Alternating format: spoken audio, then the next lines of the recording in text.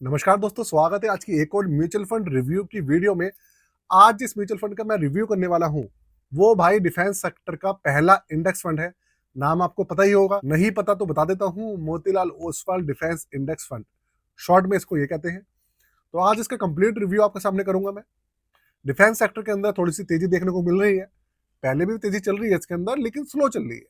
लेकिन अब जब से दिल्ली ब्लास्ट ये हुआ है उसके बाद से इंडिया और पाकिस्तान के अंदर दोबारा से जो टेंशन है वो हाइपर मोड में जाने वाली है, चली गई है, और आने वाले समय में और ज्यादा एक्सट्रीम हाइपर मोड में जाने वाली है। तो उसका सीधा इम्पैक्ट आपको डिफेंस सेक्टर के जो फंड्स हैं उनके अंदर देखने को मिलेगा। तो आज मैं इसका रिव्यू कर रहा हूँ, देखते हैं इतनी जो टेंशन इसके अंदर बढ़ी है उससे क्या इस फंड के ऊपर क्या कुछ तेजी आई है या नहीं आई है। तो पूरा का पूरा कंप्लीट रिव्यू करेंगे दोस्तों। चैनल पे बने रहिएगा, वीडियो को एंड तक देखिएगा, बिल्कुल भी स्किप मत कीजिएगा। साथ में चैनल को सब्सक्राइब भी कर लीजिएगा।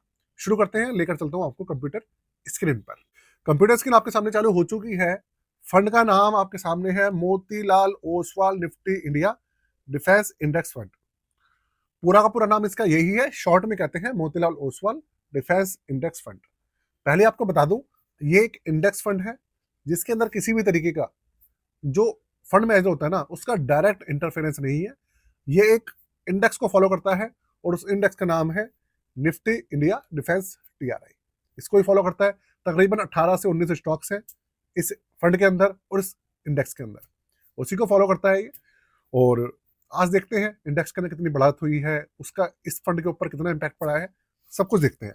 तो सबसे बड़ी बात, अभी तक इसको रैंकिंग नहीं मिली है, पहले भी नहीं मिली थी। रिस्क मीटर है वेरी हाई, क्योंकि इक्विटी है और सेक्टर बेस्ड है।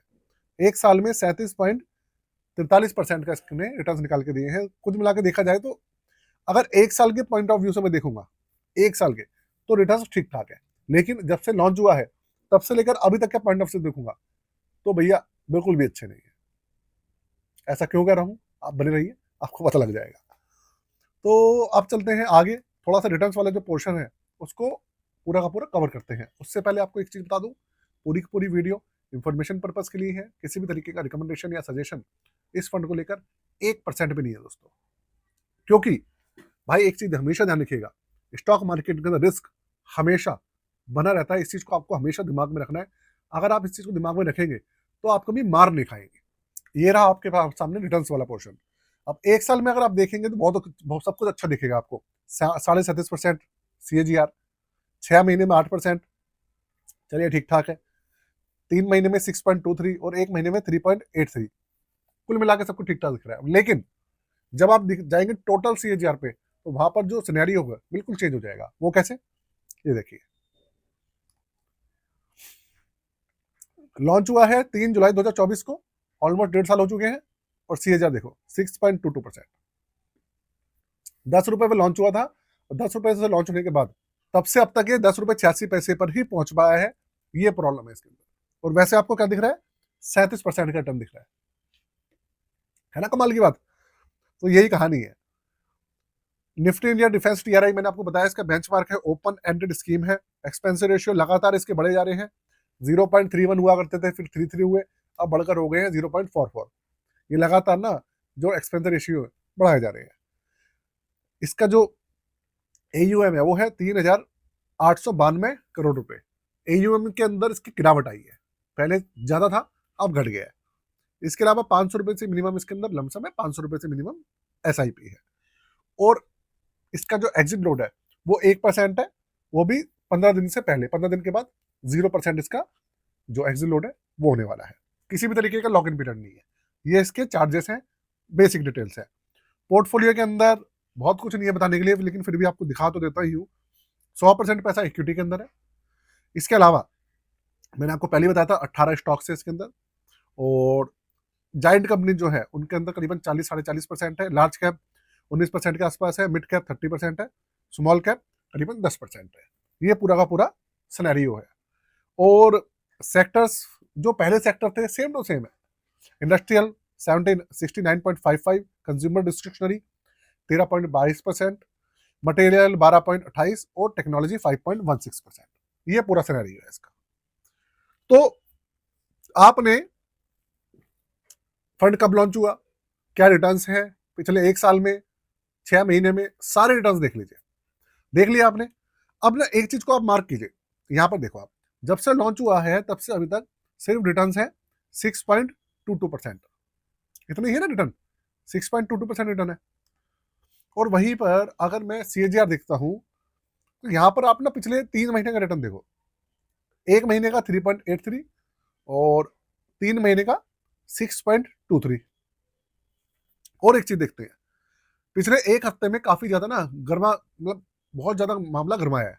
तो पहले ना इसके 15 दिन का रिटर्न देखो आप, 15 दिन में 2.93% का रिटर्न है और एक हफ्ते में सिर्फ 4.14% का रिटर्न। अब आपने एक चीज नोटिस करी, नोटिस करने वाली चीज क्या थी कि पिछले एक हफ्ते में आपने देखा 10 तारीख को ये सब वाक्य होता है और आज 16 तारीख है, मतलब ऑलमोस्ट इसको एक हफ्ता हुआ नहीं है, जिसमें शनिवार भी है, इतवार भी है। तो इसने 4% की तेजी दिखाई है, 4% की एक हफ्ते के अंदर। तो जो चीज मैंने आपको पहले वीडियो बना के बताई थी कि जितना इंडिया और पाकिस्तान का जो पूरा का पूरा ये मैटर है ये हीटअप होगा, जितना ज्यादा ये सब चीजें एक्सट्रीम लेवल पर जाएंगी, उतना ज्यादा आपको जो रिटर्न्स है इस सेक्टर के अंदर देखने को मिलेंगे। इसके फंड्स, इसके स्टॉक्स, इसके ETF एकदम से तेज होते जाएंगे। अब जितने भी मेरे व्यूअर्स हैं, मेरे भाई हैं, उनके दिमाग में ना एक क्वेश्चन जरूर आ रहा होगा, वो क्या है कि एक हफ्ते में रिटर्न दिया है 4.14%। समझिएगा आप, एक हफ्ते में 4.14 रिटर्न, और यहां पर पूरे एक महीने में 3.83%। मतलब एक हफ्ते में जब 4% से ऊपर दिया है तो एक महीने में 3.83 कैसे हो गया? ज्यादा होना चाहिए। तो कहानी क्या है मैं आपको समझाता हूँ। और 6 महीने में सिर्फ 3 महीने में 6.23%, ऐसा कैसे भाई? इसमें भी ज्यादा होना चाहिए। पॉइंट आपका बिल्कुल जायज है, मैं आपको समझा देता हूँ। एक्चुअल में होता क्या है कि एक हफ्ते में लगातार ना, ये जो आप एक हफ्ते का रिटर्न देख रहे हैं ये वाला, ये 4.14, इसके अंदर ना एक भी दिन गिरावट नहीं आई है। सिर्फ इसके अंदर जो डेटा है ना आपके सामने, पिछले हफ्ते से लेकर इस हफ्ते तक का 7 दिन का है। तो जो 7 दिन में डेटा अपडेट हुआ है, जितनी भी ग्रोथ हुई है, सिर्फ इसके अंदर वो दिख रहा है। वहीं पर अगर आप एक महीने में आएंगे तो एक महीने में क्या होगा, ये 7 दिन भी जुड़ जाएंगे, प्लस और जो बचे हुए करीबन 20-21 दिन है, 22 दिन है, वो भी जुड़ जाएंगे। तो पूरे महीने की जो ग्रोथ हुई है और जितने महीने में नेगेटिव गया है, पॉजिटिव और नेगेटिव को जब आपस में एडजस्ट कर देंगे, उसके बाद जो परसेंटेज बचेगी वो यहाँ पर आपको दिखेगी। तो बहुत दिन ऐसे भी है कि भैया गिरावट हुई है, बहुत दिन ऐसे भी है जहाँ पे पॉजिटिव गया है। तो पॉजिटिव और नेगेटिव सब बराबर करने के बाद एक महीने का रिटर्न सिर्फ 3.83% दिखा है। ऐसे ही 6 महीने, 3 महीने में है कि भैया 3 महीने में ये ना जाने कितनी बार गिरा है और कितनी बार पॉजिटिव हुआ है। सबको एडजस्ट करने के बाद जो एवरेज बचा वो 6.23% था। समझ रहे हैं आप बात को? तो ये चीज है भाई। देखो, स्टॉक है और म्यूचुअल फंड्स है, हर दिन बढ़ते हैं, हर दिन घटते हैं।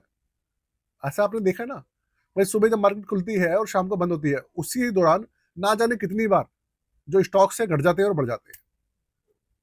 तो भाई ऐसे ही होता है, इसलिए इसमें कहा जाता है कि भैया रिस्क हमेशा बना रहता है, यही रीजन है। तो एक चीज मैं आपको जो मैं आपको बताना चाहता वो ये था कि भाई आपको जो डिफेंस सेक्टर के पूरा का पूरा सिनेरियो है, स्टॉक्स है या कुछ भी है, आपको क्या करना है अभी के समय में, डिफेंस सेक्टर के ऊपर थोड़ी सी नजर जो है वो बनाए रखनी है। बस रीजन यही है कि जितना ज्यादा मैटर हीटअप होगा, उतना ज्यादा आप लोगों को ऑब्वियसली बात है ना बेनिफिट होने के चांसेस है। अगर कोई भाई ऐसा है जिसने नुकसान उठाया था, तो भैया वो नुकसान को कवर अप भी कर सकता है। लेकिन डिफेंस सेक्टर के अंदर एक चीज का ध्यान रखिएगा, ये सारी की सारी जो चीजें होती हैं ये बहुत शॉर्ट टर्म के लिए होती है। एकदम से उठेगा और एकदम से गिरेगा। तो आपको डिसीजन लेना, आपको पता होना चाहिए कि भैया कब एंट्री लेना है और कब एग्जिट कर जाना है। इस चीज का अगर आपको पता है तो आप बेनिफिट ले जाएंगे। अगर आपको इस चीज का नहीं पता तो आप फिर बेनिफिट नहीं ले पाएंगे। अच्छा खासा बेनिफिट ले लेंगे अगर आपको पता है तो, अगर नहीं पता है तो फिर आप नहीं ले पाएंगे बेनिफिट। इस चीज का आपको ध्यान रखना है, बस लालच में नहीं आना है। यहाँ पर बेनिफिट लेने का जो ऑप्शन है वो बन रहा है, आप देखते जाएंगे तो आपको दिखेगा, क्लियर दिखेगा। बाकी एक चीज और आपने देखी, आसिम मुनीर को एक नया पद दे दिया है। पहले CDS था, अब उसको शायद CDF बना दिया है। CDF बना है ना, हाँ, chief defence forces, chief of defence forces पहले स्टाफ था। पहला एक बिल्कुल इन्होंने बिल्कुल एक नया पद बनाया है, सोचो बंदे को देने के लिए, और इस समय आसिम मुनीर पाकिस्तान का सर्वे सर्वे है, वो जो चाहे कर सकता है। पूरा का पूरा जो न्यूक्लियर पावर है वो उसके कंट्रोल में आ गई है। प्रधानमंत्री से ऊपर तो वो पहले भी था, अब और ज्यादा ऊपर हो गया है। उसके ऊपर कोई केस नहीं चल सकता, वो कुछ भी कर सकता है इस समय। बहुत पावरफुल बंदा है। और जिस तरीके की मानसिकता आसिम मुनीर रखते हैं, उससे क्लियर है इंडिया के साथ पाकिस्तान का एक अच्छा खासा युद्ध होना ही होना है। ये मैं नहीं कह रहा हूँ, ये जो डिफेंस एक्सपर्ट है ना वो कह रहे हैं। और ऐसा अगर कुछ होता है तो ये छोटे छोटे मुद्दे हैं जो हिट अप करेंगे। पाकिस्तान अपनी हरकतों से बात तो आएगा नहीं, वो ऐसे छोटे मोटे चीजें करता रहेगा और इंडिया उसको इतना पेलेगा कि जितना उसको पहले नहीं पिला था। ठीक है भाई, तो इसलिए ये सब चीजें देखने को मिल रही है और आपको डिफेंस सेक्टर में तेजी देखने को मिलेगी, ये पक्की बात है। चलिए यही खत्म करते हैं अपनी वीडियो को। साथ में अगर चैनल को सब्सक्राइब करा नहीं करा है तो कर लीजिएगा। और साथ में अगर अपना पोर्टफोलियो रिव्यू कराना चाहते हैं, नया पोर्टफोलियो बनवाना है, स्टॉक्स का, ETF का, म्यूचुअल फंड्स का, कोई सा भी पोर्टफोलियो बनवाना है बनवा सकते हैं। चार्जेस 999 रुपए। डिस्क्रिप्शन के अंदर दिया हुआ है व्हाट्सएप नंबर, उस पर जाके आप कॉन्टैक्ट कर सकते हैं। आज के लिए जय हिंद, वंदे मातरम।